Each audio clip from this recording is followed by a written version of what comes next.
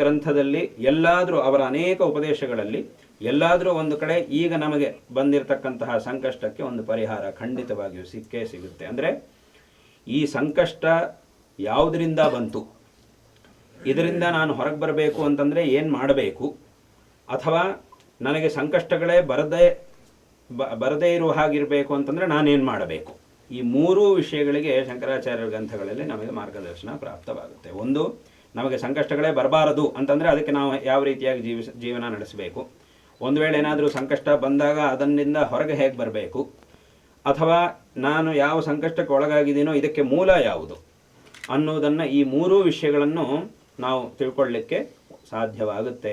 ಈ ರೀತಿಯಾದಂತಹ ಅದ್ಭುತವಾದ ಯಾವುದೇ ಒಂದು ಸಮುದಾಯಕ್ಕೋ ಯಾವುದೋ ಒಂದು ಊರಿಗೋ ರಾಜ್ಯಕ್ಕೋ ದೇಶಕ್ಕೋ ಕಾಲಕ್ಕೋ ಸೀಮಿತವಾಗದೇ ಇರುವಂತಹ ಎಲ್ಲರಿಗೂ ಸಹ ಎಲ್ಲ ಕಾಲಗಳಲ್ಲೂ ಎಲ್ಲ ದೇಶಗಳಲ್ಲೂ ಅತ್ಯಂತ ಅವಶ್ಯಕವಾಗಿ ಅನುಸರಿಸಬೇಕಾದಂತಹ ಉಪದೇಶಗಳನ್ನು ಶಂಕರ ಭಗವತ್ಪಾದಾಚಾರ್ಯರು ಮಾಡಿದ್ದಾರೆ. ಹಾಗಾಗಿ ಶಂಕರ ಭಗವತ್ಪಾದಾಚಾರ್ಯರ ಒಂದು ಮಹಿಮೆಯನ್ನು ನಾವು ಹೀಗೆ ಹೇಳ್ತಾ ಹೋದರೆ ಅತ್ಯಂತ ವಿಸ್ತಾರವಾಗುತ್ತೆ, ಅತ್ಯಂತ ವಿಸ್ತಾರವಾದ, ಮತ್ತು ನಮ್ಮ ಮಾತುಗಳು ಸಹ ಸಾಕಾಗುವುದಿಲ್ಲ. ಹಾಗಾಗಿ ಅವರ ಒಂದು ವಿಷಯದಲ್ಲಿ ಎಲ್ಲರೂ ಸಹ ಕೃತಜ್ಞರಾಗಿರಬೇಕು, ಅವರ ಅನುಗ್ರಹಕ್ಕೆ ಪಾತ್ರರಾಗಿ ಕೃತಾರ್ಥರಾಗಬೇಕು. ವಿಶೇಷವಾಗಿ ಈ ಪವಿತ್ರವಾದಂತಹ ಕೊಡಚಾದ್ರಿಯಲ್ಲಿ ಶಂಕರ ಭಗವತ್ಪಾದಾಚಾರ್ಯರು ತಮ್ಮ ದಿಗ್ವಿಜಯ ಯಾತ್ರೆಯ ಕಾಲದಲ್ಲಿ ಇಲ್ಲಿಗೆ ಆಗಮಿಸಿ, ಇಲ್ಲಿಗೆ ದಯಮಾಡಿಸಿ ವಿಶೇಷವಾಗಿ ತಪಸ್ಸನ್ನು ಮಾಡಿದರು, ಅಮ್ಮನವರ ಒಂದು ಆರಾಧನೆಯನ್ನು ಮಾಡಿದರು, ಅಮ್ಮನವರ ಸಾಕ್ಷಾತ್ಕಾರವನ್ನು ಮಾಡಿಕೊಂಡು ಇಲ್ಲಿ ತಪಸ್ಸನ್ನು ಮಾಡಿ ಈ ಲೋಕಕ್ಕೆ ವಿಶೇಷವಾದಂತಹ ಒಂದು ಅನುಗ್ರಹವನ್ನು ಮಾಡಿದರು. ಇವತ್ತಿನ ದಿವಸ ನಾವು ನೋಡಿದರೆ ಈ ಒಂದು ಪ್ರದೇಶವು ಅತ್ಯಂತ ದುರ್ಗಮವಾದಂತಹ ಒಂದು ಪ್ರದೇಶ. ಇಂತಹ ಒಂದು ಪ್ರದೇಶಕ್ಕೆ ಅವರು ಆಗಮಿಸಿ ವಿಶೇಷವಾದಂತಹ ತಪಸ್ಸನ್ನು ಮಾಡಿ ಇದನ್ನು ಪಾವನಗೊಳಿಸಿದ್ದಾರೆ. ಅತ್ಯಂತ ಪವಿತ್ರವಾಗಿ ಅತ್ಯಂತ ಸುಂದರವಾಗಿ ಇರತಕ್ಕಂತಹ ಒಂದು ಪ್ರದೇಶ ಈ ಒಂದು ಪ್ರದೇಶ. ಇಲ್ಲಿ ಶಂಕರ ಭಗವತ್ಪಾದಾಚಾರ್ಯರ ಒಂದು ಪ್ರಾಚೀನ ಕಾಲದ ಮಂದಿರ ಇದೆ. ಈ ಮಂದಿರದಲ್ಲಿ ಅವರ ಒಂದು ಮೂರ್ತಿಯೂ ಸಹ ಇಲ್ಲಿದೆ. ಹಾಗೂ ಇಲ್ಲಿ ಇದೇ ಭಾಗದಲ್ಲಿ ಕೆಳಗಡೆ ಪರ್ವತೇಶ್ವರ ಸ್ವಾಮಿ, ಪಾರ್ವತಿ ಅಮ್ಮನವರು ಅವರ ಸಾನ್ನಿಧ್ಯವೂ ಸಹ ಇದೆ. ಹೀಗೆ ಈ ಒಂದು ವಿಶಿಷ್ಟವಾದಂತಹ ಪ್ರದೇಶ, ಇಲ್ಲಿಗೆ ತುಂಬ ಜನರು ಪ್ರತಿ ವರ್ಷ ಯಾತ್ರೆಗಾಗಿ ಬರುವವರಿದ್ದಾರೆ. ಮುಂದೆ ವಿಶೇಷವಾಗಿ ಶಂಕರ ಭಗವತ್ಪಾದಾಚಾರ್ಯರ ಒಂದು ವಿಶೇಷವಾದ ಅನುಗ್ರಹದಿಂದ ಈ ಒಂದು ಪ್ರದೇಶವು ಇನ್ನೂ ವಿಶೇಷವಾಗಿ ಅಭಿವೃದ್ಧಿಯನ್ನು ಹೊಂದಿ ಇಲ್ಲಿರ್ತಕ್ಕಂಥ ಎಲ್ಲ ಆಸ್ತಿಕರಿಗೂ ಮತ್ತು ಇದರ ಒಂದು ಅಭಿವೃದ್ಧಿಯಲ್ಲಿ ಶ್ರಮಿಸ್ತಾ ಇರತಕ್ಕಂತಹ ಎಲ್ಲರ ಒಂದು ಪರಿಶ್ರಮಕ್ಕೂ ತಕ್ಕಂತಹ ಒಂದು ಫಲವು ಪ್ರಾಪ್ತವಾಗಿ ಎಲ್ಲರಿಗೂ ಸಹ ಒಳ್ಳೆಯದಾಗಲಿ. ಇಲ್ಲಿರ್ತಕ್ಕಂತಹ ಈ ಒಂದು ಪ್ರದೇಶದ ಇದರ ನಿರ್ವಹಣೆಯ ಒಂದು ಸಮಿತಿ ಏನಿದೆಯೋ ಇದರ ಅಧ್ಯಕ್ಷರು ಮತ್ತು ಎಲ್ಲರಿಗೂ ಸಹ ಈ ಸಂದರ್ಭದಲ್ಲಿ ನಾವು ನಮ್ಮ ನಾರಾಯಣ ಸ್ಮರಣಪೂರ್ವಕವಾಗಿ ಆಶೀರ್ವಾದಗಳನ್ನು ಮಾಡ್ತಿದ್ದೇವೆ. ಇಲ್ಲಿ ಶಿವರಾಮ ಅವರಿದ್ದಾರೆ ಮತ್ತು ಅವರ ಜೊತೆಗೆ ಇರತಕ್ಕಂತಹ ಅನೇಕ ಜನರು, ಹಾಗೂ ಇಲ್ಲಿ ದೇವರ ಒಂದು ಸ್ಥಾನದಲ್ಲಿ ಪೂಜೆಯನ್ನು ಮಾಡ್ತಾ ಇರತಕ್ಕಂಥವರು, ಪರಂಪರೆಯಾಗಿ ಒಂದು ಪೂಜೆಯನ್ನು ಮಾಡ್ತಕ್ಕಂಥವರು ಪವಿತ್ರ ಭಟ್ರು ಅವರೆಲ್ಲರೂ ಸಹ ಇದ್ದಾರೆ. ಈ ಒಂದು ಪ್ರದೇಶದಲ್ಲಿ ಇದನ್ನು ಅಭಿವೃದ್ಧಿ ಮಾಡುವುದು ನಮ್ಮ ಒಂದು ಕರ್ತವ್ಯ. ಯಾವುದಾದ್ರೂ ಒಂದು ರೀತಿಯಲ್ಲಿ ಇದನ್ನು ವಿಶೇಷವಾಗಿ ಅಭಿವೃದ್ಧಿಪಡಿಸಬೇಕು. ಈ ಒಂದು ಪ್ರದೇಶದ ಮಾಹಾತ್ಮ್ಯವನ್ನು ಎಲ್ಲರಿಗೂ ಸಹ ತಿಳಿಸಬೇಕು ಅನ್ನೋದಕ್ಕಾಗಿ ವಿಶೇಷವಾಗಿ ಶ್ರಮಿಸ್ತಾ ಇದ್ದಾರೆ. ಆ ಒಂದು ಶ್ರಮಕ್ಕೆ ತಕ್ಕಂತಹ ಒಂದು ಫಲ ಈಶ್ವರಾನುಗ್ರಹದಿಂದ ಖಂಡಿತವಾಗಿಯೂ ಸಿಗುತ್ತೆ ಎಂಬುದಾಗಿ ನಾವು ಆಶೀರ್ವಾದಗಳನ್ನು ಮಾಡ್ತಾ, ಶಂಕರ ಭಗವತ್ಪಾದಾಚಾರ್ಯರ ಒಂದು ಮಹಿಮೆಯನ್ನು ಪ್ರತಿಯೊಬ್ಬರೂ ಸಹ ತಿಳಿದುಕೊಂಡು ಅವರು ತೋರಿಸಿದಂತಹ ಮಾರ್ಗವನ್ನು ಅನುಸರಿಸಿ ಕೃತಾರ್ಥರಾಗಬೇಕು, ಜೀವನವನ್ನು ಸಾರ್ಥಕ ಮಾಡಿಕೊಳ್ಳಬೇಕು ಅನ್ನುವಂತಹ ಒಂದು ವಿಷಯವನ್ನು ಎಲ್ಲರಿಗೂ ಸಹ ಹೇಳ್ತಾ, ಎಲ್ಲ ಆಸ್ತಿಕ ಜನರಿಗೂ ನಾರಾಯಣ ಸ್ಮರಣಪೂರ್ವಕವಾಗಿ ಆಶೀರ್ವಾದಗಳನ್ನು ಮಾಡ್ತಾ ಇದ್ದೇವೆ. ಶ್ರೀ ಶಾರದಾ ಚಂದ್ರಮೌಳೀಶ್ವರರ ಮತ್ತು ನಮ್ಮ ಗುರುಗಳು ದಕ್ಷಿಣಾಮ್ನಾಯ ಶೃಂಗೇರಿ ಶಾರದಾ ಪೀಠದ 36ನೇ ಅಧಿಪತಿಗಳಾಗಿ ನಮಗೆಲ್ಲರಿಗೂ ಸಹ ಅನುಗ್ರಹವನ್ನು ಮಾಡ್ತಾ ಇರತಕ್ಕಂತಹ ನಮ್ಮ ಗುರುವರ್ಯರಾದ ಜಗದ್ಗುರು ಶ್ರೀ ಶ್ರೀ ಭಾರತೀ ತೀರ್ಥ ಮಹಾಸ್ವಾಮಿಗಳವರ ಒಂದು ಪರಿಪೂರ್ಣವಾದಂತಹ ಅನುಗ್ರಹ ನಿಮ್ಮೆಲ್ಲರ ಮೇಲೆ ಸದಾಕಾಲ ಇರಲಿ. ತದ್ವಾರ ಎಲ್ಲರಿಗೂ ಸಹ ಒಳ್ಳೆಯದಾಗಲಿ. ಈ ಹಿಂದೆ ನಮ್ಮ ಗುರುಗಳು ಸಹ ಇಲ್ಲಿಗೆ ಆಗಮಿಸಿದರು, ಈ ಒಂದು ಪ್ರದೇಶವನ್ನು ಪಾವನಗೊಳಿಸಿದರು. ಇಲ್ಲಿಗೆ ಬಂದು ಇಲ್ಲಿಯವರೆಲ್ಲರಿಗೂ ಸಹ ವಿಶೇಷವಾಗಿ ಅನುಗ್ರಹವನ್ನು ಮಾಡಿದರು. ಅನೇಕ ವರ್ಷಗಳ ನಂತರ ನಾವು ಸಹ ಇಲ್ಲಿಗೆ ಬರುವಂತಹ ಒಂದು ಸಂದರ್ಭ ಬಂದಿದೆ. ಅನೇಕ ದಿವಸಗಳಿಂದ ಇಲ್ಲಿಗೆ ಬರಬೇಕು ಅನ್ನುವಂತಹ ಒಂದು ಆಕಾಂಕ್ಷೆ ನಮ್ಮ ಮನಸ್ಸಿನಲ್ಲಿತ್ತು. ಅದಕ್ಕೆ ಆ ಭಗವಂತನ ಒಂದು ಅನುಗ್ರಹದಿಂದ, ಭಗವತ್ಪಾದರ ಒಂದು ಅನುಗ್ರಹದಿಂದ ಈಗ ಇಲ್ಲಿಗೆ ಬರುವಂತಹ ಒಂದು ಸಂದರ್ಭ ಒದಗಿ ಬಂದಿದೆ. ಈ ಒಂದು ಸಂದರ್ಭದಲ್ಲಿ ನಮ್ಮ ಈ ಆಗಮನದ ಕಾಲದಲ್ಲಿ ಇಲ್ಲಿಯ ಎಲ್ಲ ಜನರೂ ಸಹ ನಮಗೆ ವಿಶೇಷವಾದಂತಹ ಒಂದು ಸಹಕಾರವನ್ನು ಮಾಡಿ ಇದಕ್ಕಾಗಿ ಒಂದು ವಿಶೇಷವಾದಂತಹ ವ್ಯವಸ್ಥೆಗಳನ್ನು ಸಹ ಮಾಡಿದ್ದಾರೆ. ಅಧ್ಯಕ್ಷರಾಗಿರ್ತಂಥ ಶಿವರಾಮ್ ಅವರು ಮತ್ತು ಇಲ್ಲಿಯ ಅರ್ಚಕರು ಹಾಗೂ ವಿಶೇಷವಾಗಿ ಭಾಸ್ಕರ್ ಭಟ್ರು ಅವರೆಲ್ಲರೂ ಸಹ ಇದಕ್ಕೆ ವಿಶೇಷವಾದಂತಹ ಒಂದು ಸಹಕಾರವನ್ನು ಸಹ ಮಾಡಿದ್ದೀರಿ. ಈ ಒಂದು ಸಂದರ್ಭದಲ್ಲಿ ನಿಮಗೆಲ್ಲರಿಗೂ ಸಹ ಆಶೀರ್ವಾದಗಳನ್ನು ತಿಳಿಸಿ ಈ ಮಾತುಗಳನ್ನು ಇಲ್ಲಿ ಮುಕ್ತಾಯ ಮಾಡ್ತೇವೆ. ಹರ ನಮಃ ಪಾರ್ವತಿ ಪತಯೇ ಹರ बोलो आद्य शंकराचार्य महाराज की जय।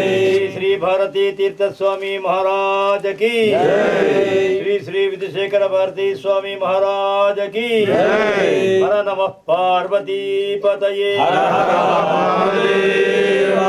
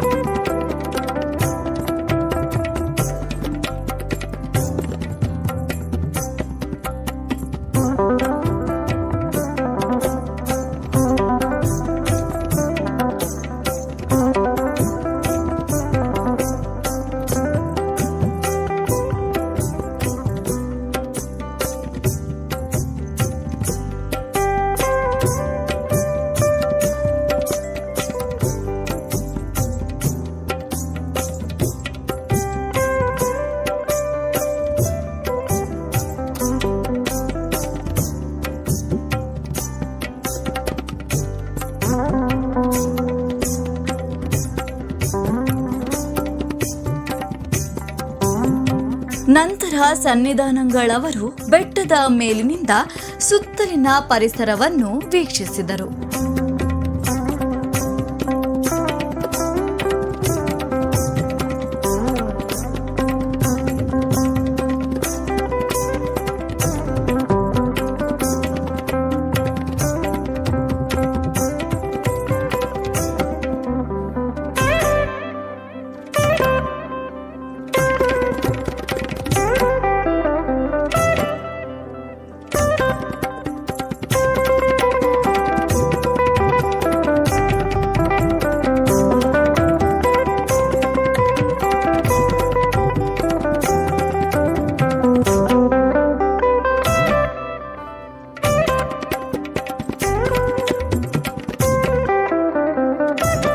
ಮುಂದುವರೆದಂತೆ ಸನ್ನಿಧಾನಗಳವರು ಬೆಟ್ಟದ ತಪ್ಪಲಿನಲ್ಲಿ ನೆಲೆಸಿದ್ದಂತಹ ಮಹಾಶಿವನ ದೇವಾಲಯಕ್ಕೆ ಆಗಮಿಸಿ ತಮ್ಮ ಅಭಯ ಹಸ್ತದಿಂದ ಶಿವನಿಗೆ ಮಹಾಮಂಗಳಾರತಿಯನ್ನು ನೆರವೇರಿಸಿದರು.